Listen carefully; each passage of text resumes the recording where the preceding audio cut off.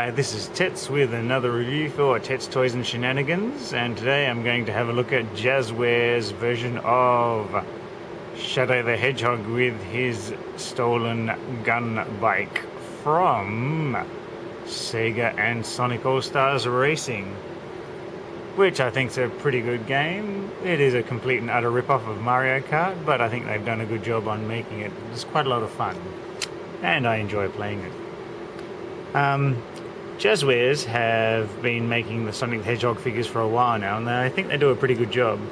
And what they've done here is they've given us a little Shadow the Hedgehog. This is the standard 3.75 inch Shadow the Hedgehog, complete with all articulation. He's got knees and hip swivels and waist swivels, quite a lot of joints on such a little figure.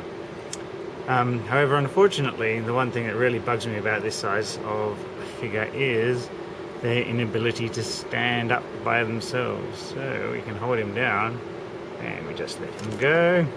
Plop. Of course, they're kind of going to suffer that when you have all of this hanging off the back at the very top of each toy. However, they all come with a little stand holder if you happen to have some stands, because all they've done for the Sega and Sonic All-Stars Racing line is taken their normal figures, given them some new hands to which they can hold on to their bicycle or other type of vehicle. The sculpting on this little 3.75 inch Shadow is pretty nice. He does come, I do like his little fluffy chest piece, it's very cute. He has his two spikes on the back and his tail. He's got nice anti-grav shoes, I guess. His future gloves, and he's actually got a nicely sculpted face. Some focus there we go, with his red eyes. Looks pretty nice, I think. Alright, the bike itself is pretty good as well. It's this will be a chopper of some description. Has nice rotating wheels. There's a little bit of, it's kind of like, almost like a very hard rubber that they've got in for the wheels, so it actually grips really well.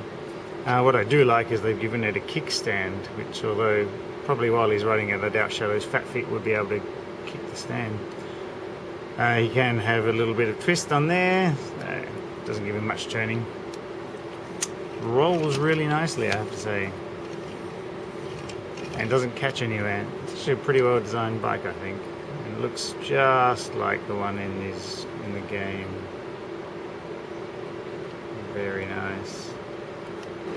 Paint wise, there isn't much to it. It's got a little bit of red on the handlebars, red on the body here, and black on the main piece of the grey engine. I do like Shadow's symbol there. It's nice and sharply applied, and just a touch of red on there. Generally, yeah, the bike's pretty good. Gets the job done. Actually, mounting Shadow though is kind of a bit of a, well, not mounting Shadow on the bike is where a lot of issues will come in, because his sort of groin area here isn't wide enough for the bike. So what he should do is he should, I think, being chopper, he should sit with his feet like so on the bike, and these little pedals here, which you can do with one foot, but if you try and do it with the other, because his body is so slim, you kind of can't really get it going. You can kind of have him sitting there. Oh, and that's why his knees, have a look there, that's why he's got the bung knee. That's the way I've had it packaged, and it was kind of had the old twisty ties going on to hold it in place. So it's kind of like just a bit of a flaw of, let's see if we can get some light on there.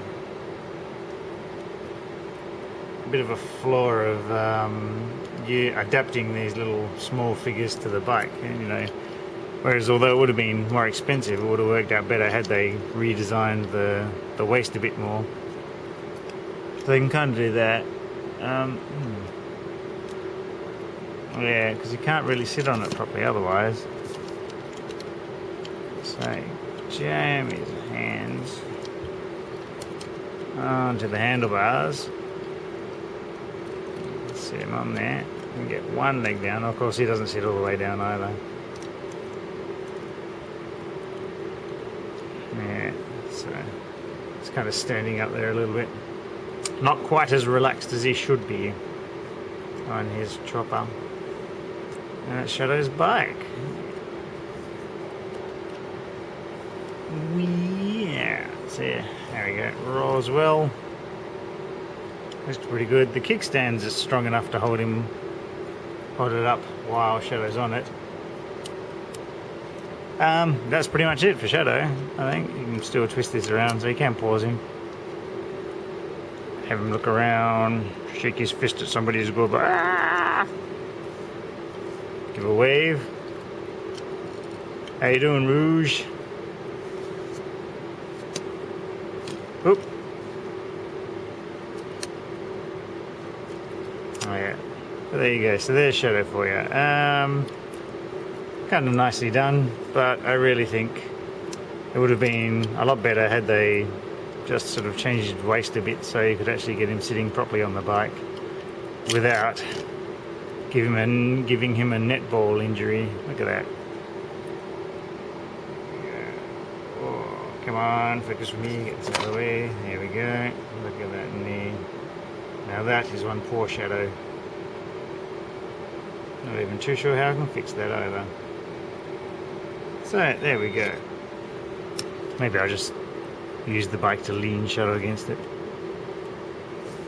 So really, considering the scale, I suspect Shadow's bike is a bit too large for him. Anyway, that's pretty much all there is to it. It's a nice little bike, good rubbery kind of ish wheels that stick well. It's a pretty solid piece, aside from Shadow, with his bung knee. But I think, you know, a kid could probably smash it around quite happily without it being destructoed, I guess, assuming you can still get one. Mind you, they might just bring it out because they are planning a Sonic All-Stars Racing #2 as well. That's about it. Stick with me, I'll have some more Sonic and Sega All-Stars goodies coming shortly.